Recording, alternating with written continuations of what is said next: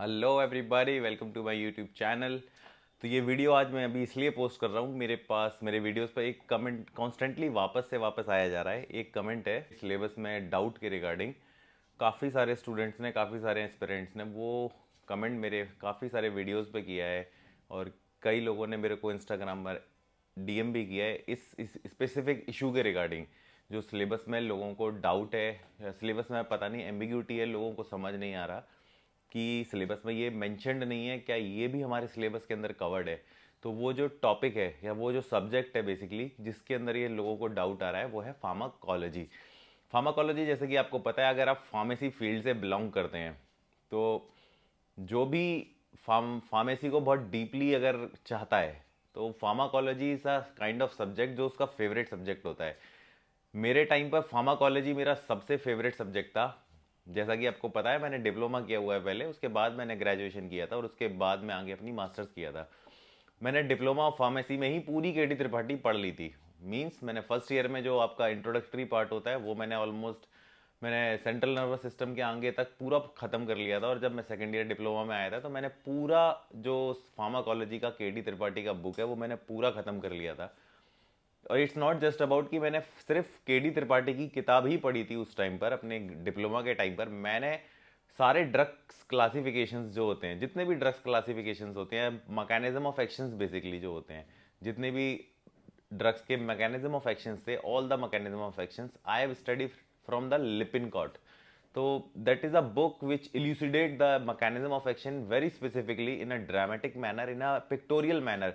Anything which is written is hard to remember, but when you read something, when you learn something which is pictorially defined, you'll remember it for a longer run. That's why I have preferred Lippincott. Many of you are asking me, I have mentioned two books for human anatomy in a Q&A section on my Instagram ki why these are the two books, sir. We have to study from these all two books. It's not like that. Every subject, you have to study it from a multiple books. That depends upon the type of the study, type of the topic which you are covering. So basically, when there is a topic, you have to cross reference from one two books, in which book the topic is clearly defined, and it is specifically mentioned, is specifically more defined in such a way that you will able to understand deeply. So during the exam, if anything which is written over a text, maybe you will not remember it, but when you will seen it, when you will observe it in a pictorial manner, there are more chances you will retain in your mind for a longer run. That's why I always studied from two to three books in my graduation basically, and even start from my diploma. So the ambiguity regarding the syllabus in pharmacology is, I don't know why it is. A lot of you are asking, sir, there are so many things are not mentioned in the syllabus, like chemotherapies are not mentioned in the syllabus, autonomic nervous system is not mentioned, CNS is not mentioned, all of the systems, cardiac vascular system, it is not over in the syllabus. Does we have to read about it or not? So let me say something about it. ये syllabus है UPSC का for the pharmacology subject. ये आपके screen पर आ गया है, pharmacology का subject, जिसमें पहला टॉपिक है introduction and general principle mode of action. Okay, अब आपको इसमें क्या लगता है कि ये जो एक टॉपिक है, एक जो लाइन है सिर्फ introduction general principle mode of action, इसमें आपको क्या पढ़ना है? आपको सिर्फ फार्माकोलॉजी की डेफिनेशन पढ़नी है, जर्नल प्रिंसिपल पढ़ने हैं फार्माकोलॉजी के, मोड ऑफ एक्शन पढ़ना है, आपको क्या पढ़ना है इसमें? आपको क्या लगता है कि एक लाइन क्या कवर करती है? ये एक सिंपल सा जो लाइन है ना, introduction, general principle, mode of action, सिर्फ एक ये सिंपल सा लाइन ये पूरी बुक कवर कर देती है। आपको पूरे बुक के जर्नल प्रिंसिपल पढ़ने हैं, हर जो आपकी ड्रग क्लासिफिकेशन की क्लास है उसकी जर्नल साइंस पढ़नी है, और उसके अंदर जितने भी ड्रग्स मेंशन्ड है ऑल ओवर द क्लास, उन सबका मोड ऑफ एक्शन पढ़ना है। तो आप एक लाइन से समझ लीजिए कि they people have covered whole of the book in just one single line.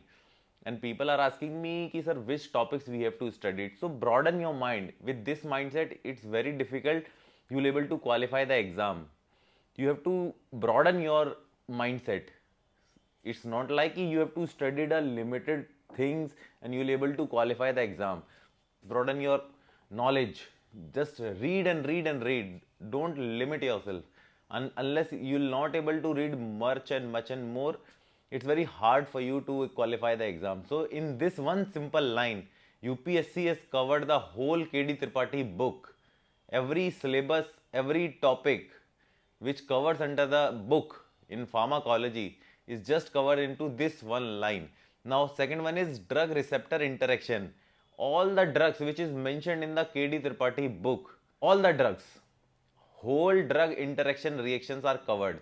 So there is a no such question ki sir you what people are thinking ki we just have to read about the definition about the drug receptor interaction, how the drug interact with the receptor and shows the action. You are thinking, people are might be thinking ki just you have to read the basic 1-2 line about that, या और may be 1 page about it. It's not like that. Drug interaction reaction ये जो topic है आपको इसके अंदर पूरी किताब पढ़नी है. जितने भी ड्रग्स मेंशन है आपकी केडी त्रिपाठी के अंदर, नो मैटर्स कि वो किस क्लासिफिकेशन से बिलोंग करते हैं, कहाँ से बिलोंग करते हैं, आपको पूरी किताब में जितने भी ड्रग इंटरेक्शन है सारे के सारे पढ़ने हैं. This is all about this topic. Drug antagonist, ये सब आपको पूरा जितनी भी क्लासिफिकेशन है, entire drug classification which is mentioned in the book, सारा पढ़ना है आपको. Third one, fourth one, metabolism, excretion, distribution of drugs. It's not like कि आपको सिर्फ इसकी डेफिनेशंस पढ़नी है कि मेटाबॉलिज्म क्या होता है, एक्सक्रीशन क्या होता है, डिस्ट्रीब्यूशन ऑफ ड्रग्स क्या होता है. जर्नल पाथवेज दिए हुए हैं, जर्नल जो शुरू के चैप्टर्स हैं उसके अंदर जितना दिया हुआ है आपको सिर्फ उतना पढ़ना है. नहीं, उतना नहीं पढ़ना है. entire classification which is mentioned in the book you have to study it individually for all the drugs classification कि इनका मेटाबॉलिज्म कैसे होता है, एक्सक्रीशन कैसे होता है, डिस्ट्रीब्यूशन कैसे होता है, ये सारे पाथवेज पढ़ने हैं आपको. उसके बाद बेसिकली ड्रग्स का एक्सक्रीशन और ये सब कैसे होता है ये भी आपको सारा डिटेल में पढ़ना है. अगला है route of administration. A lot of drugs having several routes of administration. Most of the drugs are taken orally. Same sort of drugs you can apply topically. कुछ आईवी लेते हैं, कुछ आईएम लेते हैं. So you have to study about the whole of the pathways by which you can, सारे drugs कैसे कैसे आप ले सकते हैं. तो all the routes of administration available in the body. Novel drug delivery के बारे में भी आपको सी में पढ़ना है कि क्या क्या नोवल ड्रग डिलीवरी के ऑप्शंस आपके पास अब अवेलेबल है. बायो अवेलेबिलिटी, बायो अवेलेबिलिटी का बेसिक्स आपको पढ़ना है कि बायो अवेलेबिलिटी क्या होता है. AUC, ये सारी कर्व्स आपको पढ़ने हैं. सारा डिटेल में जाके आपको ड्रग स्पेसिफिक पढ़ना है आपको कि ये बायो अवेलेबिलिटी का ड्रग स्पेसिफिकली जो क्लासिफिकेशन दी हुई है बाकी के सारे ड्रग्स आपके whichever is mentioned in the book. How does this bioavailability act like when we are talking about the several drugs which is mentioned in the several classification? So how does bioavailability work? Some of the drugs have a longer shelf life, some of the drugs have a shorter shelf life. So likewise you have to study about the all of the drugs which is mentioned in any of the classification. So next, drug dependence and addiction. Likewise same सारे drugs का आपको ये पढ़ना है. Adverse drug reaction, drug abuse, drug toxicity. For all the drugs which is mentioned in the entire book, you have to study about it. So drug allergy and last one is biostatistics. तो ये इस तरीके से आपको पूरा syllabus है, आपको पूरी किताब पढ़नी है.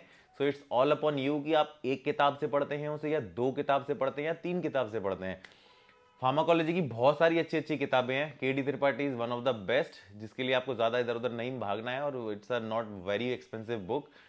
आप अपनी लाइब्रेरी से भी इशू करा सकते हैं अगर आप कॉलेज में. लेकिन अगर आप कॉलेज से आज हट चुके हैं तो आपके पास कुछ अवेलेबल ऑप्शंस होंगे ऑनलाइन जो आपके पास हो. नहीं तो आप सेकेंड हैंड बुक आप प्रेफर कीजिए. लेकिन there are lot of option. Pharmacology की आप केडी त्रिपाठी पढ़ सकते हैं, लिपिनकॉट भी है. आप दोनों किताबें काफ़ी इनफ है, और भी बहुत सारी किताबें हैं, पर हाँ ये 2 काफ़ी हैं.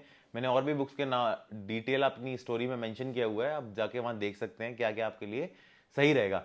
सो it's all about the syllabus कि आपको किस तरीके से पढ़ाई करनी है. You have not to limit yourself कि how much you have to study. If you really want to qualify the exam, you have to broaden your expect, read more more more and more. So there is no ending about study. कोई सीमा नहीं है इसकी. You have to study it a lot. So I hope इस video के माध्यम से आपको क्लियर हो गया होगा. That thing is clear in your mind, in your expect कि हाँ which topics you have to study in your pharmacology syllabus. So this is all about this video कि फार्माकोलॉजी में आपको क्या पढ़ना था. I hope this video helps you. मिलते हैं अगले वीडियो में. See you guys. जय हिंद.